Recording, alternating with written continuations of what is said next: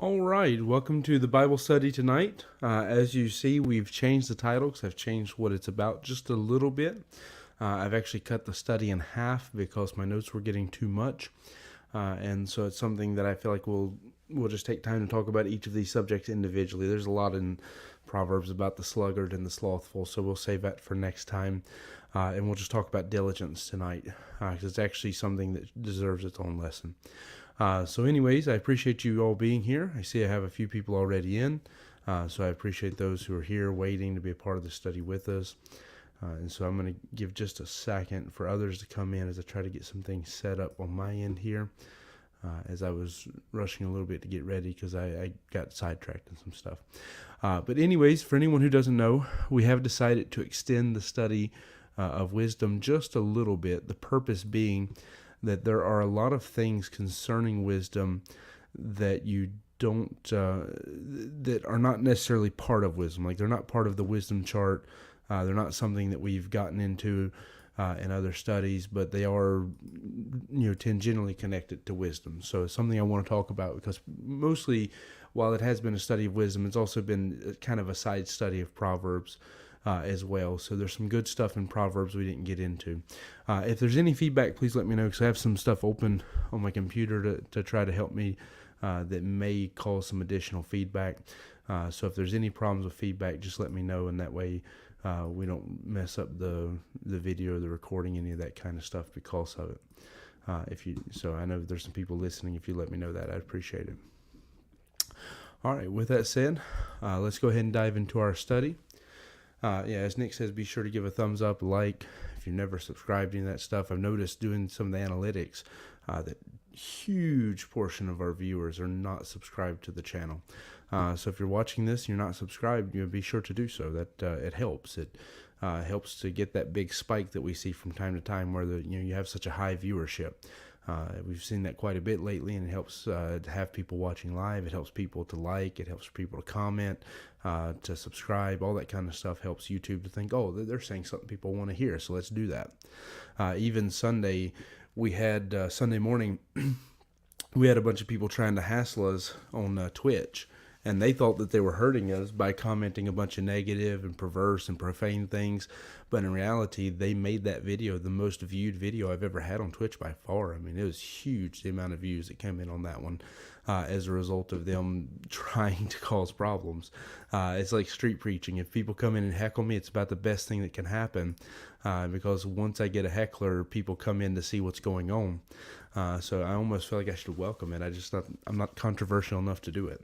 So, all right. Saying that, I appreciate you being here. Let's go into Proverbs. We get into our study today. I don't want to get too sidetracked. I'm prone to do that. So we're going to use Proverbs 12 as our setup verse. Now, in all honesty, the reason for that is because originally the lesson was focused on the contrast between the diligent person and the slothful person. As this has changed, I didn't change my text verse, so hopefully you'll see why I went with it. But I want to give this that little bit of clarity that the reason why this particular verse is the lead-in we're going in with is not because it's the most definitive verse on diligence, but because originally we were going to be contrasting diligence versus slothfulness. So saying that, Proverbs 12, we'll start in verse 24 and read down to verse 27. It says, "The hand of the diligent shall bear rule, but the slothful shall be under tribute. Heaviness in the heart of man maketh it stoop, but a good word maketh it glad. The righteous is more excellent than his neighbor, but the way of the wicked seduceth them. The slothful man roasteth not that which he took in hunting, but the substance of a diligent man is precious." And so as we dive into this, we're just going to be looking at diligence tonight. We'll add some other stuff in as we go on next week into slothfulness and sluggard. The slothful and the sluggard, we'll understand a little bit that side of it. Tonight, as I say, we're just going to be looking at the diligent man and trying to understand a little bit about what the Bible teaches about diligence. And I think it's good to do this at least in one part because of the fact that when we study what the Bible says about diligence, it helps me to understand something. The Bible is a very unique and interesting book because it is something that it is so rich and full of information that people can walk into it and walk away with all kinds of different opinions of what it says. And that's why you have people, for example, who come in and they preach the prosperity theology where, like, okay, if you serve God, then you'll never get sick, you'll be rich, you'll have all this stuff, is because there are things in the Bible that do point that direction. It just doesn't say it the way they want it to. And then you have other people who come in with the attitude where they're almost Buddhist in the mentality of like, we should let go of all attachment. You shouldn't have things. You shouldn't be, you shouldn't own property. You shouldn't be connected to anything at all. You can't belong to anything on the earth. You're almost to the point you're not supposed to have a job. The Amish, I guess, would be one of the best examples of that, where you're not allowed to be connected to society whatsoever. And you can a lot of times see when a view like that is wrong based off of the fact that there's going to be a lot of hypocrisy attached to it. So, for example, the Amish, if most people don't know that, but there's a tremendous amount of hypocrisy attached to it because of the fact that if an Amish person rents a building from me, and I understand there's different sects of them, so it depends which one. But if an Amish person rents a building from me and the property's in my name, they can have electricity in the building if the electricity's in my name as well. They just can't have the electricity in their name is the big issue. And so there's a lot of little things like that where you begin to see it becomes almost Pharisaic, where it's like, okay, we'll strain at a gnat and swallow a camel. I've been in their stores and seen their children playing bloody, violent video games on a little handheld video game system because of the fact that they're allowed to have it because it's on batteries, or they're allowed to have a cell phone because they charge it on your electricity, not theirs, or they charge it with a generator or so forth. All these little technicalities, and yet they'll excommunicate somebody from their whole thing because they play a stringed instrument. My point is, and that's not what our lesson is tonight, but my point is, this particular subject of diligence is one of those that I think genders this kind of disagreement and debate about what the Bible really teaches about money and stuff. Because there is the side that makes it all about money, and there's the side that treats it as if money is the root of all evil, when the Bible clearly says it's the love of money. And that's also why this is one of those great examples of why a lot of times the truth is not necessarily one extreme or the other, but somewhere in the middle of what we're looking at. That there's ditches on both sides of the road, and you have to avoid both of them. And that's kind of where I see this, that the Bible teaches a tremendous amount about the fact that life is not about money. Even Proverbs teach us a tremendous amount about the fact that life is not about money. He asks the question, why would you set your eyes upon that which is not? Why would you labor for riches? Why would you do this, that makes itself wings and it flies away to the heavens? So even in Proverbs, where we're going to be studying the stuff about diligence, you'll see that there's plenty of stuff to show you that life's not about money. Money is a tool. It's an instrument that you use. However, on the flip side of that, what we're going to see as we get actually into studying this about diligence is that while people are not to live to be rich, and we're not to live for the purpose of trying to get ahead in this world, and that's not to be our goal, there is an expectation that we actually pay attention to what we're doing, and we take some stuff seriously, and we make some wise financial decisions and stuff. So that's why I feel like this is very well connected into the study of wisdom, because it's actually very similar to what we learned about prudence. The mentality of what God says about diligence is very similar to prudence, and while most of Proverbs is going to relate this to a very similar idea of financial, is mostly what's going to be in Proverbs. The truth is, of the 61 times I think that the word diligence is, or diligent, or diligently, or any of that kind of stuff is used in the Bible, of the 61 times, most of them relate to our relationship with God. Outside of Proverbs, almost every time the word diligent is used, other than when it's just saying somebody did something diligently, most every time it's given as a statement of command by God. It's being said that you should diligently seek or follow God or listen to God. So that's going to be the end goal of this study, is to see what Proverbs says about diligence, but then try to apply that to our relationship with God. So while most of the study is going to be more financial, business, work, and all that kind of stuff, in the end, we're going to try to bring it into our spiritual life. Okay, so our text verse, I kind of read it and didn't really get into what it says, so let me go back and hit 24 and 27, because those are two verses where the word diligent is used. It says, "The hand of the diligent shall bear rule, but the slothful shall be under tribute." So it's saying someone who is diligent, they're going to be an authority. That's the person who's diligent is going to be the person who you see that they rise up to be the leaders. They're the ones who get the promotions. They're the ones who get ahead in life. They're the ones who are successful. Whereas someone who is slothful and lazy, well, they're going to be under tribute. They're going to be the ones who are always subservient to somebody else, the people who have to rely on other people to take care of them and so forth. Then verse 27, the slothful man roasteth not that which he took in hunting, but the substance of a diligent man is precious. So he's saying someone who's slothful, they will go, and do half of the work to make a meal, but they won't actually finish the job. So they'll go hunt, they catch something maybe. Maybe they'll do a little bit, but they won't actually see it through to be successful in what they're doing. And that's a great statement in terms of what slothfulness looks like, because we always think of slothful as just meaning somebody who doesn't do anything whatsoever, but he's presenting someone slothful to you as being someone who they may do something, but they never see it through. They start projects that they don't finish.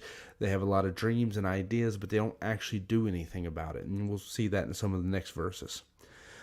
But the diligent is someone who actually sees it through. Like when they go to do something, they see it through. And he says his substance is precious to him. And it doesn't have to be that it's somebody who's greedy or all about money. I mean, I'll give an example of something I see in this is my great-grandfather was not a wealthy man. He was a Christian man. He loved God. He's actually one of the only Christians I had ever met growing up before I became a Christian myself. I didn't really know as much about it because he died when I was still fairly young, but he was one of those people who just, like, you met him, and for me, he was different. Growing up around a lot of things I grew up around, living around a lot of people who were criminals and stuff, it was something for me that, when I would get around him, there was just something different. There was nobody in my life like him. And as I got older, I found out why. This was a man that even when he got eye cancer and went blind, he got the Bible on cassette tape because he couldn't read anymore. So he got it on cassette tape and he listened to his Bible every night. And he would call his daughter, my grandmother, and he would talk to her about what he got through listening to his Bible since he couldn't read anymore. And he was a man who was very diligent in that sense. But the reason I'm using him as an example is because when he talks about the diligent man, that his things are precious to him, that his substance is precious, is it saying he's not wasteful. In fact, the slothful, we're told in another verse we'll probably even look at tonight, or no, it'll be next week, we're told that the slothful is akin to the great waster. And that's why you'll see, since the diligent is very much an opposition to the slothful, that a diligent person is someone who does take care of what they have. They're not a wasteful person. And the reason I'm using him as an example is because that's the thing that has stood out as kind of his legacy. As anybody who knows me knows that I like tools. I really like to buy them. I collect them. I don't buy as much when I go to the flea markets and stuff, or the rumble models. And I don't buy as much of the old tools as I probably would like to, because I just don't have all the space I would like to have to store stuff like that. I used to be a lot worse. But I bought both of my grandfather and my great-grandfather. I bought my great-grandfather, I just was given some of his tools. My grandfather, I bought all of his tools after he died. He committed suicide, and my family was trying to figure out what to do with the stuff. They were trying to come up with some money to take care of expenses, and so I came in and I bought up all of his tools. I went in and I just bought the entirety of everything. And in his tools were a lot of my great-grandfather's as well. And it was no problem for me whatsoever to figure out whose was whose. Now, just understand, my great-grandfather was a Christian man. While he never was a huge financially successful person, he was successful at what he put his heart to and what he did. My grandfather was financially a very successful man, but yet he was very wasteful, and he had lived a very licentious and a very lascivious, I guess the word I'm looking for, life. Where even after my grandmother died, he chased after prostitutes, got into drugs. He eventually took his own life. It was really, his life's a great tragedy. Even in terms of witnessing to him, is one of my greatest failures. Is I felt like God put on my heart to witness to him just like the 2 days before he committed suicide, and I didn't go because of how wicked and evil his lifestyle was at that time, and I didn't want to go be around it. And so, anyway, saying all of that, when I went through his tools, it was no problem for me whatsoever. I could easily pick out whose was whose, because with my grandfather, he was the kind of guy, he would buy something, didn't fit it, he didn't like the handle grip or whatever. He would take it off and make a new one sometimes, or sometimes he'd just throw it to the side and let it rust and go get him another one. He was one or the other. Whereas, because he was a hardworking man, don't take it the wrong way.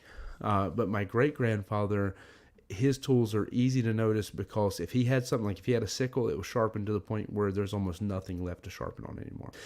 If he had, whatever he had, it was used as much as a human being could use it before it's going to break from sharpening, before it's going to break from being used.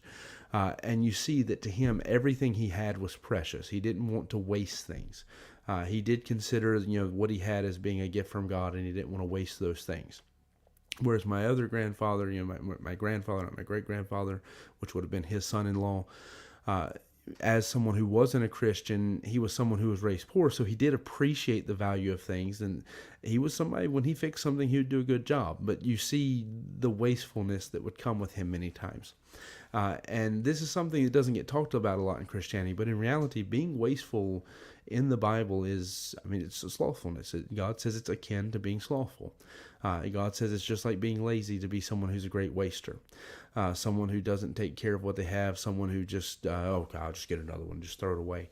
And we tend to get the idea, and this is why this is maybe a good entry point to talk about diligence. We tend to get the idea that I'm being spiritual because I'm not attached to material things. But there's a difference from being unattached to material things and being someone who just doesn't care about anything. Someone who's just wasteful and irresponsible. So being irresponsible is not spiritual. Being unattached from material cares to where it's like, okay, if somebody needs this, I'm willing to give it to them.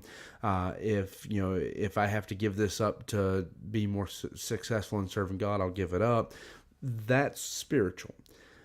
Being the kind of person who takes the things that God has given them or the ways that God has blessed them and throws them away like they're nothing, treats them like they're trash, that's irresponsible. That's wasteful. That's on the side of being akin to slothfulness.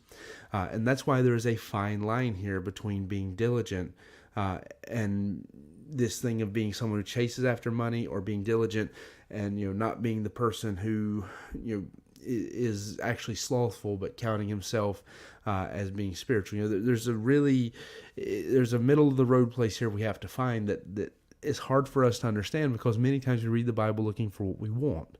We either read it looking for verses to justify being wasteful or lazy, and we try to find, I'm somebody who I take no thought of tomorrow. But God tells you multiple times when talking about diligence that it's not that you should be irresponsible and not have anything saved up. It's just that you should trust God to take care of you tomorrow, so that you're not full of care and worried about tomorrow.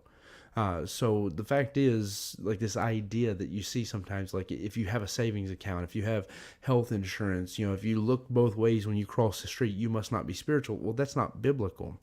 Think about it. When he says the horse is prepared for battle, but safety is of the Lord, the horse was still prepared for battle. You just trust God to keep you safe.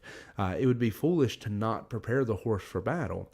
Or you think about David when he talks about, some have their swords and so, but I trust in the Lord. Well, David still took a sword into battle. We even know which sword he took into battle. He took Goliath's sword into battle. David trusted God to give him the victory, but David still carried Goliath's sword with him when he went to go fight. When he ran from Saul, one of the first things he did was go get Goliath's sword. So there has to be an understanding that my trust is not in the riches, but it is wise for me to take care of what I have, and it is wise for me to be responsible for what I have. So that's the thing that we have to understand about it. That's the thing that we have to consider is the line between these two.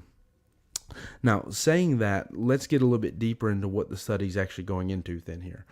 So Proverbs 21 verse 5, we're going to try to define what diligence is a little more as we go through this, and then look at some places where God tells us to be diligent.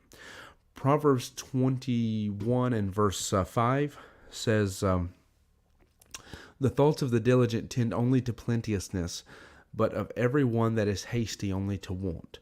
So he said people who are just quick to rush into things, people who don't really give thought to what they're doing, that leads to want. That leads to having a lack, to not having the things and the resources and stuff that you need.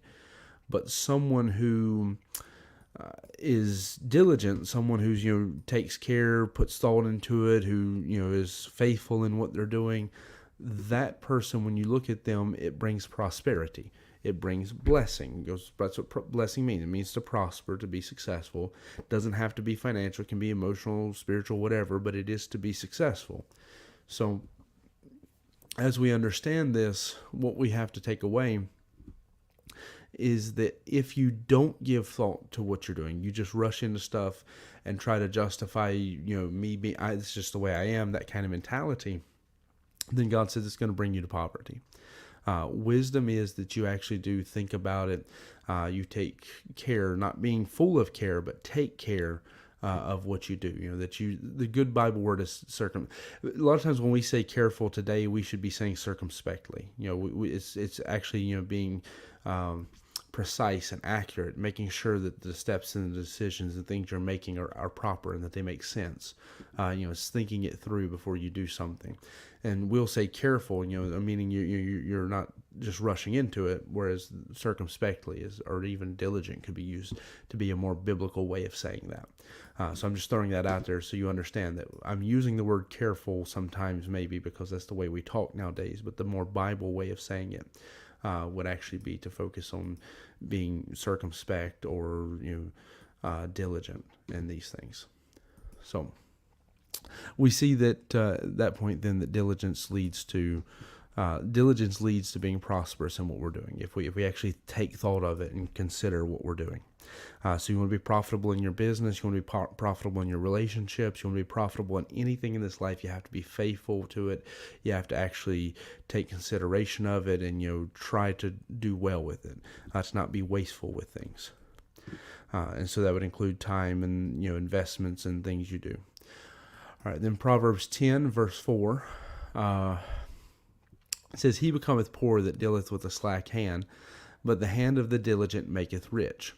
So again, if we're going to take this, now mostly it's being said in terms of like a financial terminology, but if we're going to take this and apply it, the idea is if you want to be successful at something, then don't be slack in your hands. Don't be someone who's not quick to move or to do what needs to be done. Again, not talking about being quick in terms of taking thought. You're supposed to, a diligent person is somebody who actually thinks about it, considers it. Like that's why I say it's similar to prudence, because it's someone who's taking consideration, realizing, okay, I need to patch this up, I need to fix this. There's something here I forgot. They're not just somebody who just floats through life and doesn't consider things. A diligent person actually takes thought of it, and that's why their thoughts lead towards prosperity. And in this case, he directly calls that out by saying someone who has a slack hand, someone who's not really got their hand at what they're doing, someone who's not dedicated and faithful to what they're doing, that they're going to be poor. It's going to lead to poverty. Whereas someone who puts their hands to what they do and they're really faithful to do it and do their best and try to do it well, who takes thought and care of these things, that person is going to be successful. And that's why this is a principle that you see it mostly being applied to money right now in these verses, but you'll see it throughout the Bible being applied to our relationship with God, our relationship to other people, anything, because this is a principle that applies throughout your entire life.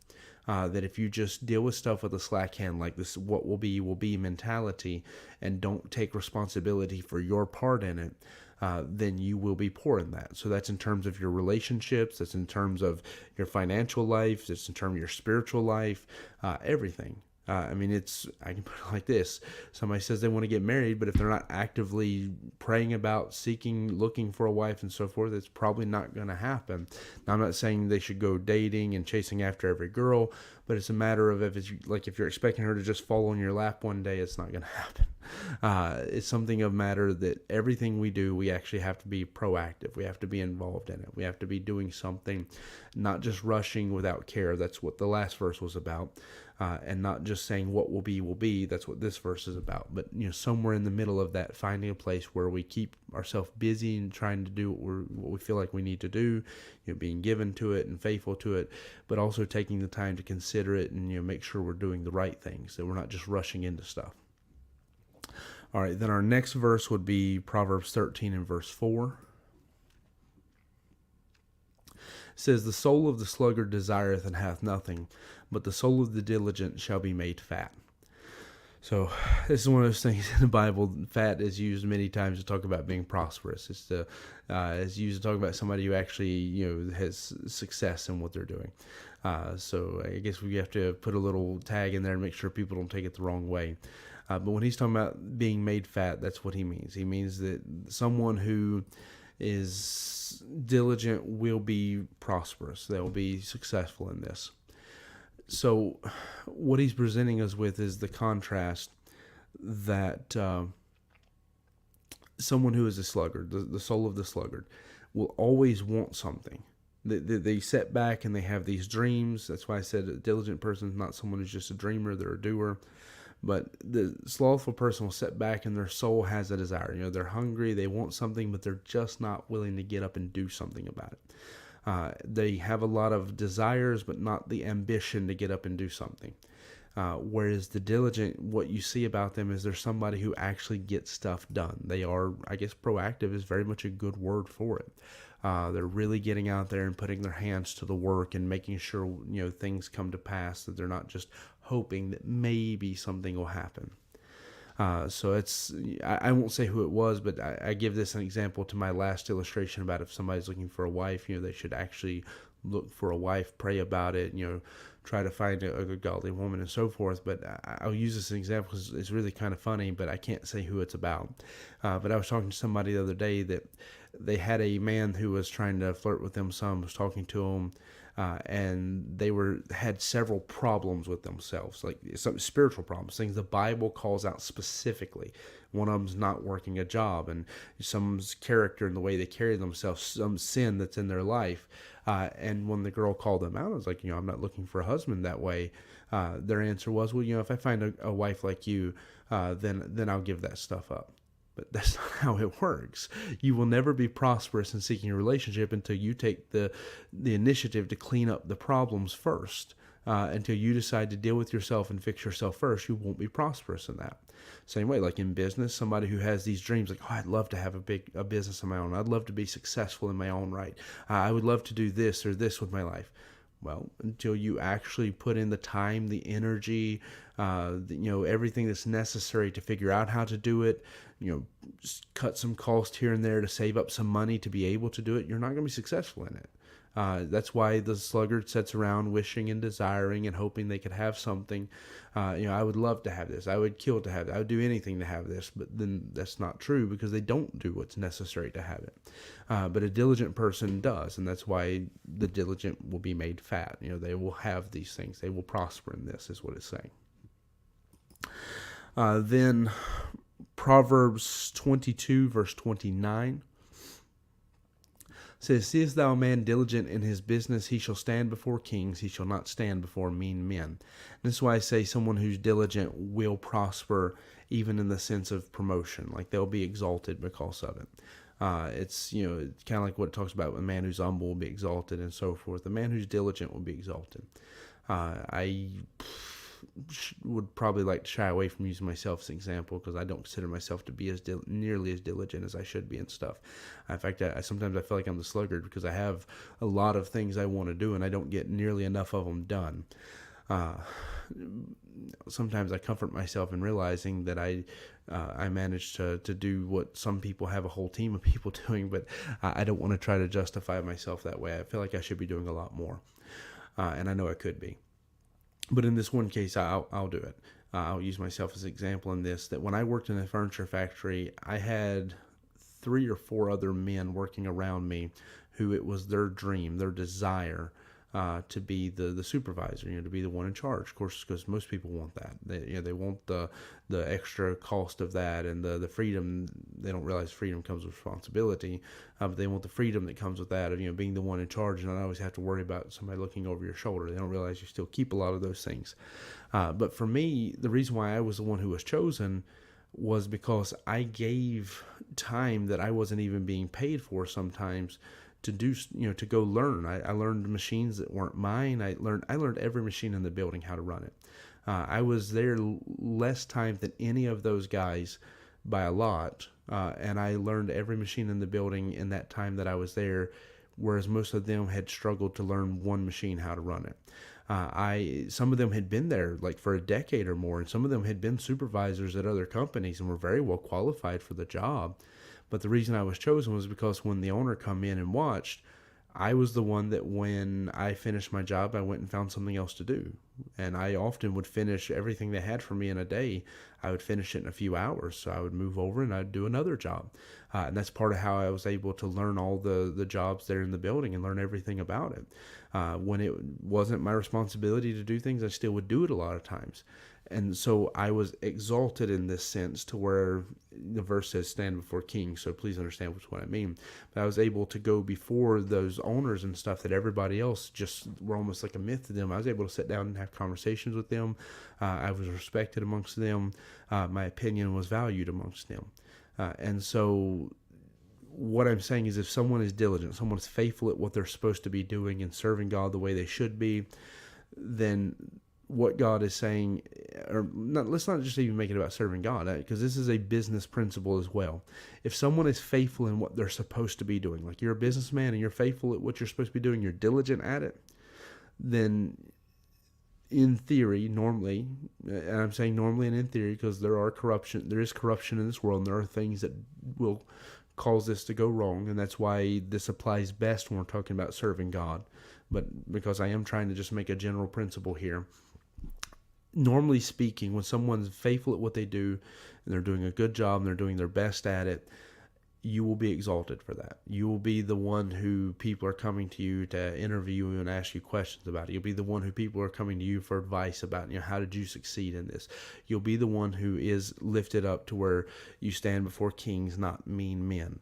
That you're not there just scraping by at the bottom before the worst of people, but actually exalted to where your opinion is valued and people want to hear from you. And I've seen that time and time again. People who are faithful enough to be successful at something are ones who succeed also in winning the respect of others, where people are willing to listen to them. Then, as we continue in this study, we'll look at Proverbs. I think we did 22:29. So now we're going to look at some things that God said we should be diligent in. Proverbs 27 and verse 23. So Proverbs 27 verse 23 says, "Be diligent to know the state of thy flocks and look well to thy herds." And this is one of those verses where I say it almost sounds counterintuitive to what we're taught in like Matthew 6, for example, when we're told to take no thought of tomorrow, what thou eat, what thou drink, sufficient are the evils of today, all that stuff. Because now he's telling you, you should take thought of it. If you're somebody, you're a farmer, you have your herds and your flocks, you should make sure you keep an eye on that you don't just let them go about and let them get eaten up by wolves or let people come in and steal them. You should actually take consideration of them. And the idea is this: I shouldn't be full of care to where I'm worried about tomorrow, but it would be foolish of me today to not take some care, to not know what theoretically how much money I have in the bank, or to not know theoretically, how much money I'm supposed to have coming in this month and stuff. I'm not going to base my whole life off of that because I'm not full of care over that. I do trust God to take care of me. And in fact, I'm afforded a special opportunity in that because of the fact that my income is not fixed. I'm kind of at the mercy of churches. Whatever churches send in to support as a missionary, that's what I have. And that's what I have to get by with that month. And I just trust God to take care of me. So there's a unique thing there. But also it would be foolish of me to just kind of have whatever it is, that's what it is mentality, and not take care of any of that. In fact, I've seen missionaries have to come off of the field because of the fact that they think they're being spiritual by saying, well, it is what it is. I trust God and it's what it is. And that's fair. You can trust God. You should trust God. But you can trust God and still put a little money aside each month. You can trust God and still have the stuff set aside. Yes, it's true. Sometimes when we're in the greatest need is when we see God work the greatest, but God doesn't tell you to go hang yourself off of a cliff to hope that God will save you so you can see how mighty God's hand is at rescuing you. In fact, God calls that tempting the Lord. When the devil told Jesus to throw himself off the temple, he said, you should not tempt the Lord your God. It's written that. So Jesus calls that tempting the Lord your God when we try to put ourselves in harm because, if I'm here, then I can see God's hand the greatest. Now, in reality, the expectation is that we would take consideration, that we'd realize, okay, if I know I have this big expense coming up, I'll save up some money and I'll prepare for that. If I know that there's chances of these things, I'll prepare for that. but that we're not supposed to live our life bound down by the care of finances and things. It's being diligent is just being being knowledgeable about what you have. I want to say careful again because that's what we would say, but being circumspect, actually taking the right consideration, making wise decisions, being accurate in what you do, being diligent. We're told to be diligent over our financial status and situation to make sure, that you're doing well at these things and taking care of it. It's not supposed to control you, but you are supposed to at least have an idea of what's going on if you take that verse and don't try to take it out of the Bible. Then in Proverbs 23 and verse 1, don't worry, we're getting closer to the end, so if you got questions, you maybe can go ahead and be typing up now. We'll get there in a moment. I still have a few more verses, though. Proverbs 23 and verse 1 says, "When thou sittest to eat with a ruler, consider diligently what is before thee."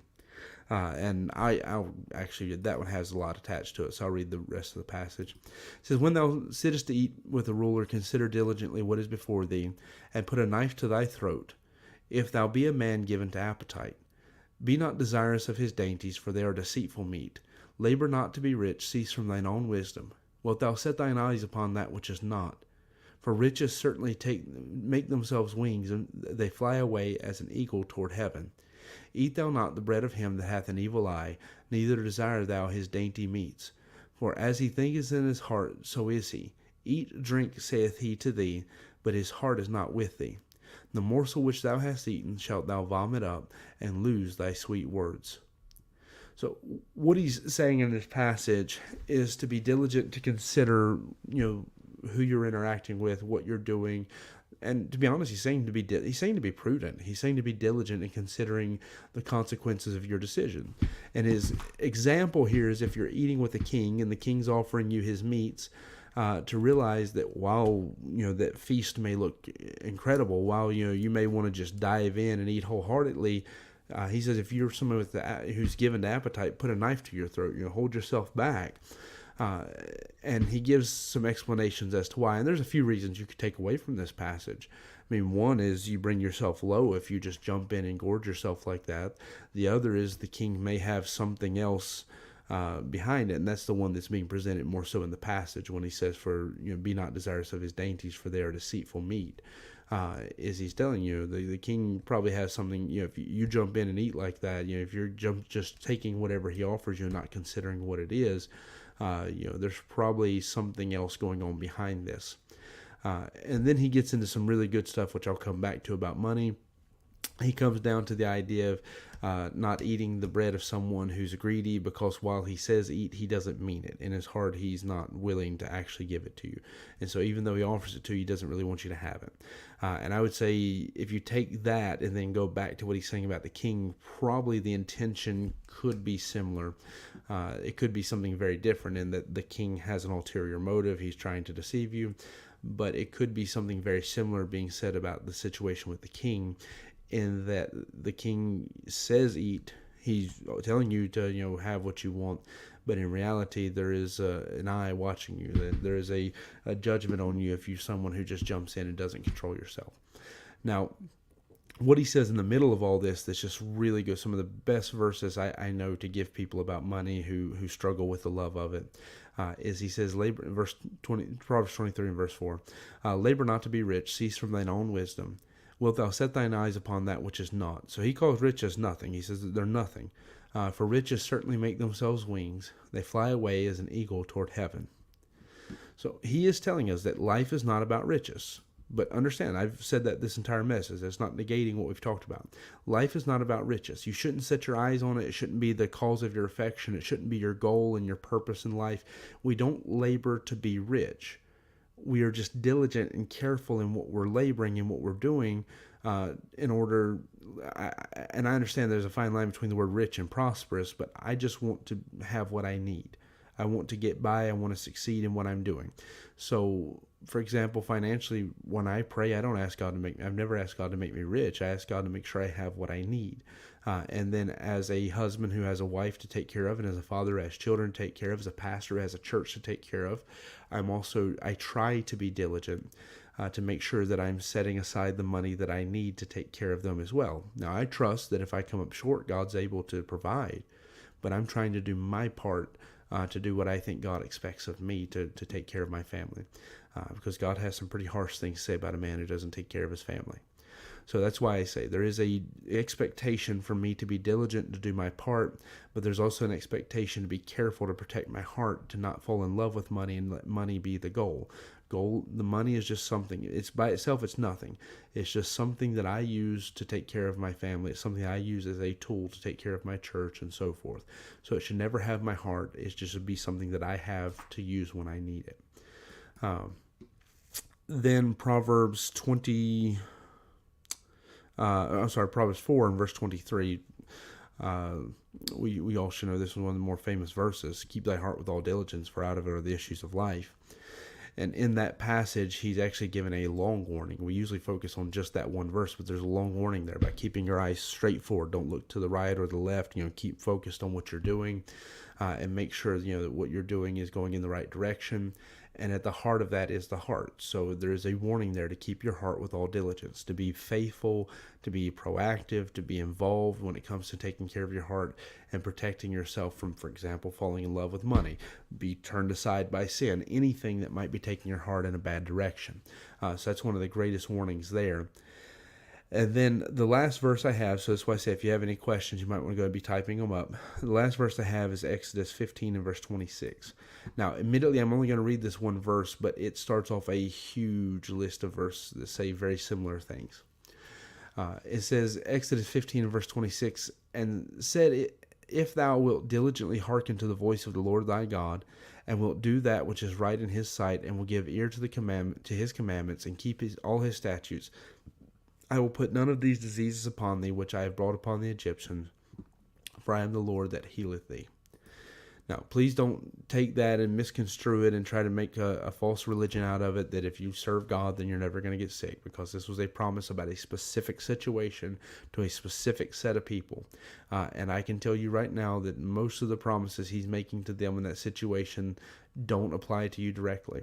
You can take some ideas or applications from them, but they don't apply to you directly. And you got to be really careful about trying to take promises God made to somebody else and make them about you.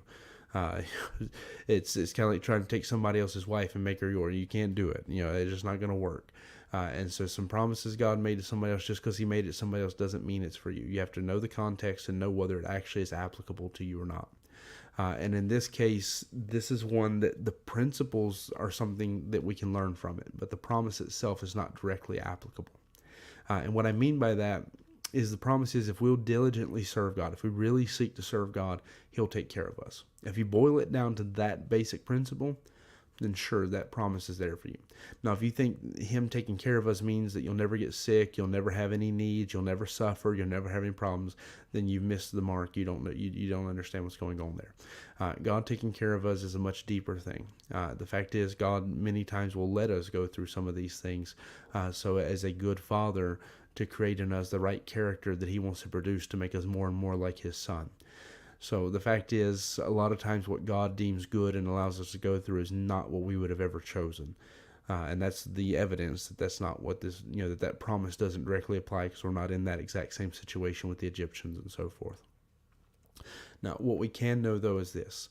If we will take the same diligence we put into the stuff we care about, because when you have a hobby you care about, or when you are, let's say you have your own business and you're really determined to succeed, or you have a job for somebody else and you're really determined to succeed, or let's say you're in a new relationship and you really want it to succeed, anytime you want to be genuinely successful in something, or you want to be good at something, you pour your heart and soul into it. So people who want to learn an instrument, who actually have a passion for that and really want to do it, they do it. They pour their heart and soul into it and they learn it.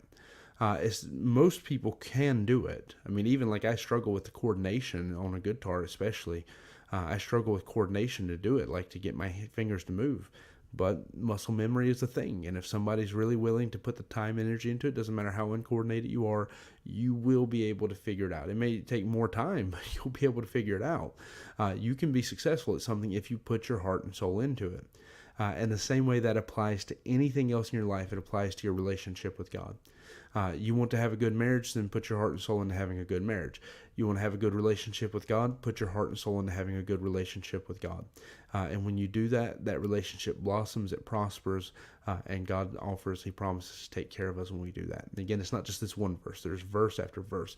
Of the, I think I said it was 61 verses wherein the word diligent or some form of it is used.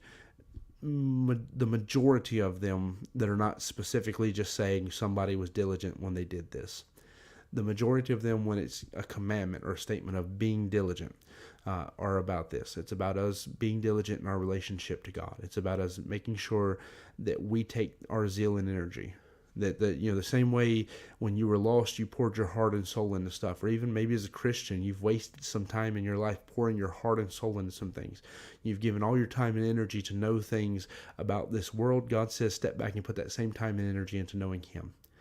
Put that same time and energy into knowing the Bible.